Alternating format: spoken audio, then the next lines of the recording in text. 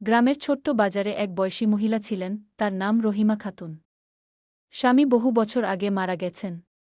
সংসার চালাতে তিনি প্রতিদিন বাজারে বসে মাছ কাটতেন। বাজারের লোকজন তাকে খুব ভালোবাসত, কারণ তিনি ছিলেন সৎ আর পরিশ্রমী। একদিন সকালে এক ক্রেতা বড় একটি মাছ এনে বলল, খালা, মাছটা কেটে দেন গু। রহিমা খাতুন মাছ কাটতে শুরু করলেন। হঠাৎ ছুরির নিচে শক্ত কিছু ঠেকল। তিনি অবাক হয়ে দেখলেন, মাছের পেটের ভিতরে ছোট্ট একটি সোনার টুকরো ঝলমল করছে।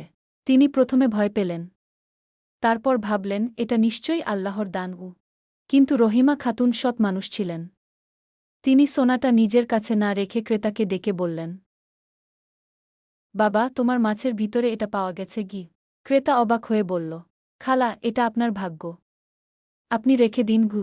সেই সোনা বিক্রি করে রহিমা খাতুন তার ছোট্ট ঘরটা মেরামত করলেন। কিন্তু কাজ করা বন্ধ করলেন না। তিনি বলতেন, পরিশ্রমের রুটি সব